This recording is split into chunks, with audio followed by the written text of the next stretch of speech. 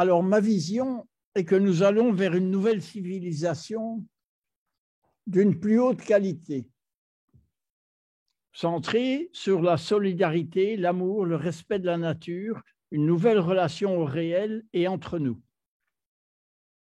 Bref, en cet auditoire Teilhard de Chardin, nous allons droit vers la noosphère, annoncée par Pierre Teilhard de Chardin. Et je dirais même que nous sommes déjà dedans.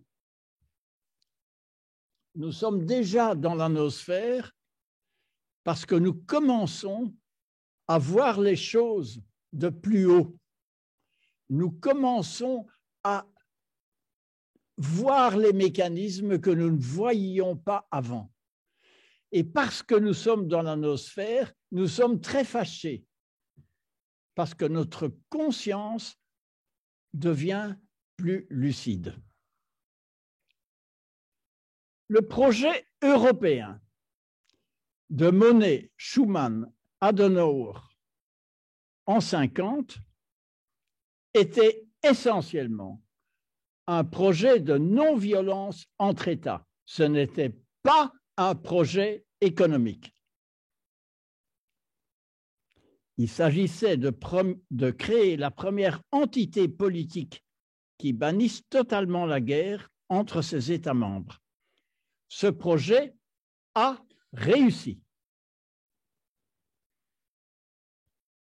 Ce projet est une réalité depuis 70 ans et l'Union européenne est la première structure politique mondiale qui préfigure et symbolise la nouvelle civilisation transmoderne. Malgré tous ses défauts, il en reste pas moins, et c'est ainsi qu'elle est vécue un peu dans le monde entier, elle préfigure une nouvelle civilisation qui va au-delà de la guerre. C'est pas mal. Alors, je vous raconte une histoire. Nous sommes en 92 et Jacques Delors nous demande d'écrire un livre blanc sur l'économie en 2030. On écrit le livre et on dit que, évidemment, l'économie de la connaissance est un nouveau paradigme économique. Pourquoi? Parce qu'il n'y a plus de trade. Le trade suppose des objets. Je vous vends une voiture, vous n'avez plus la voiture, je n'ai plus la voiture, vous n'avez plus votre argent. Quand on échange la connaissance, on la garde. Et donc, ça devient du sharing et non du trade. Ça, c'est une des caractéristiques qui fait que ce paradigme change.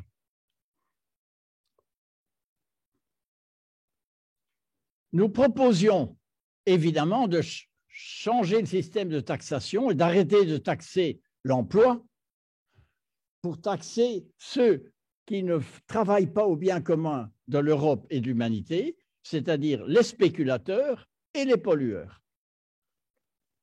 C'était logique.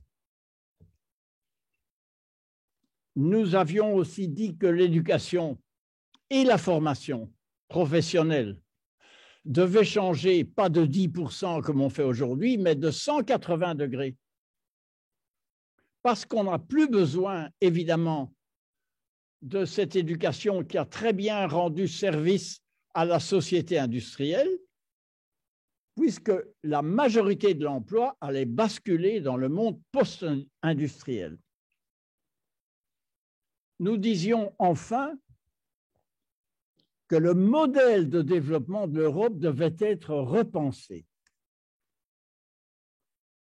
Les chefs d'État, en décembre 1993, les chefs d'État, parmi lesquels Kohl et Mitterrand, c'était de grandes personnalités, ont dit « Merci beaucoup, Monsieur Delors, ceci est un texte très, très intelligent.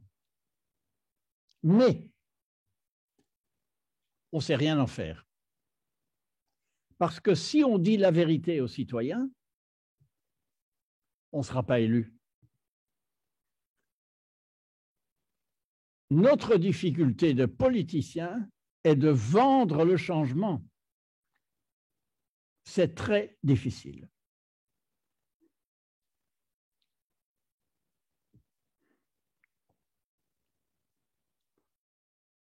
Pourquoi notre Europe est-elle si faible politiquement? Jacques Delors, avant de partir, en janvier 1995, recommanda vivement la création de l'Europe politique. L'Europe politique, c'est très simple. C'est simplement décider tout à la majorité qualifiée, ce qu'on ne peut pas faire aujourd'hui. Donc, il suffit que Malta dise veto et tout est bloqué. Et donc, pour le moment, ce qui nous paralyse complètement, tant pour la politique intérieure que pour la politique extérieure, c'est que tout se décide à l'unanimité. Si vous avez ça, vous n'avez pas d'Europe politique. Delors avait évidemment raison.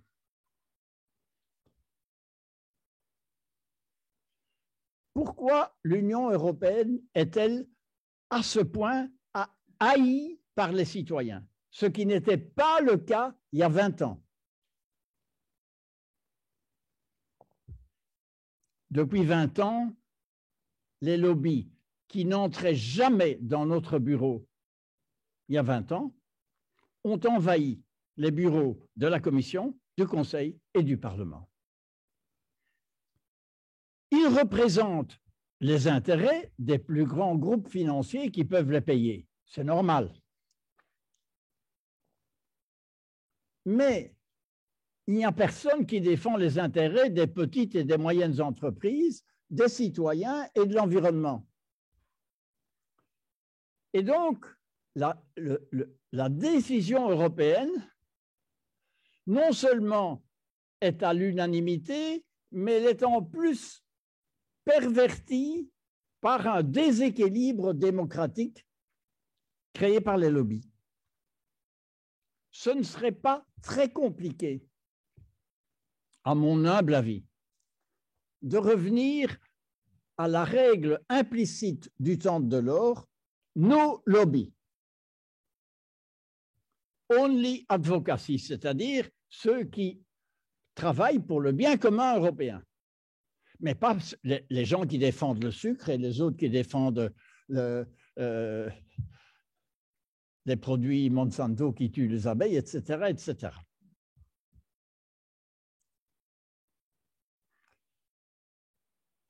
Alors, je vais vous raconter une autre histoire. Nous sommes en 1604 et le recteur de l'Université catholique de Louvain dit « Omnia cadunt », ce qui peut se traduire en français d'aujourd'hui, tout collapse. Pour que la Renaissance advienne, il a fallu que le système éducatif moyenâgeux, centré sur le latin, la soutane, c'est-à-dire uniquement les clercs, et le contenu, la théologie, tout ce système qui marchait, qui fonctionnait très bien, avec une langue unique, c'était fantastique. Tout ce système a dû collapser pour que des individus un peu bizarres, qui parlaient in lingua vulgaris, aillent au centre des villes et créent les humanitas. C'était un autre monde. Et ils étaient considérés comme fous. Nous vivons probablement une mutation du même genre. Désolé d'être positif, mais nous sommes au même début de renaissance, mais pas seulement européenne, mais mondiale.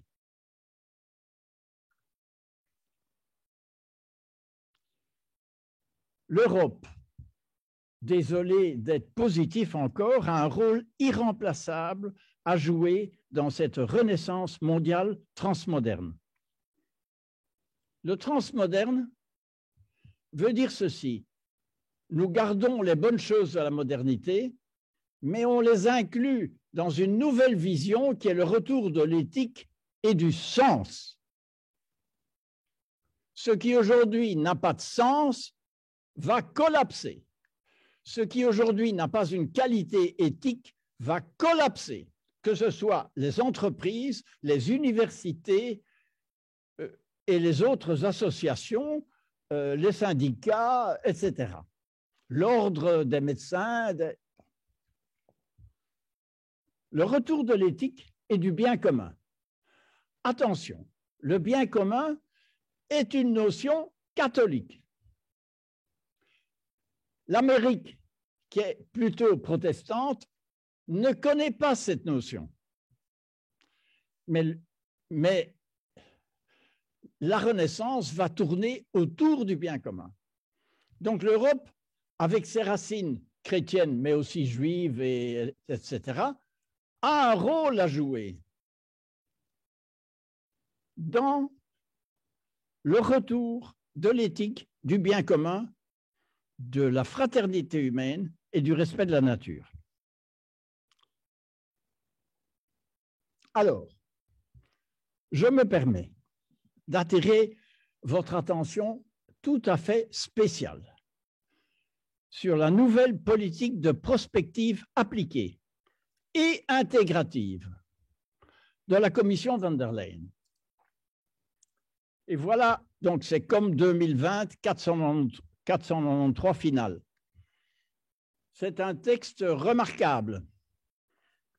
Ils font aujourd'hui beaucoup mieux que ce que nous avons fait il y a 30 ans avec Delors. Parce qu'avec Delors, nous n'étions que les conseillers du prince. Ici, c'est une vision de prospective intégrée et intégrative, remarquable. Évidemment, au sein de la commission, c'est la bagarre, c'est la bataille à couteau tiré entre les vieux schnocks, les directeurs qui sont dans la vision du libéralisme économique, free trade, etc., et la nouvelle génération qui dit mais non, on doit utiliser la prospective appliquée pour aller dans toutes les dimensions et toutes les décisions vers un monde soutenable et solidaire. J'ai l'impression que von der Leyen et son cabinet sont en train de gagner soft. Mais on va voir.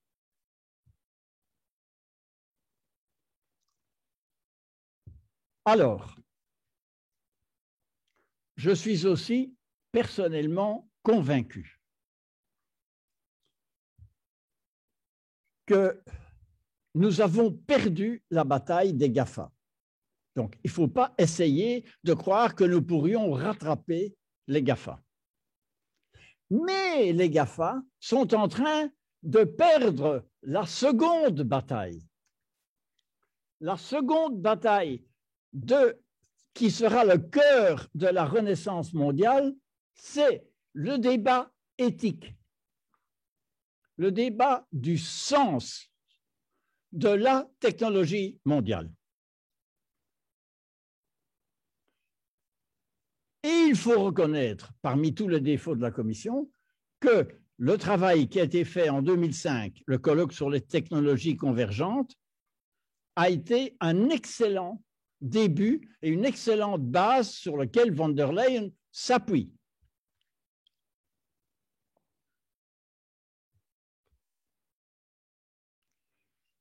L'enjeu de demain n'est ni technologique ni financier. Il est métaphysique et éthique. et concerne le sens de notre outil technologique et de notre vie sur cette terre. Et l'Europe a un rôle irremplaçable à jouer dans ce débat mondial à venir. Parce que si vous avez un débat, je ne dis pas qu'on va y réussir à le faire, mais si on a un débat, ce ne sera pas en Russie, ce ne sera pas aux États-Unis, ce ne sera pas en Chine. Le seul endroit qui sera accepté par tout le monde, c'est ici. Si nous y parvenons.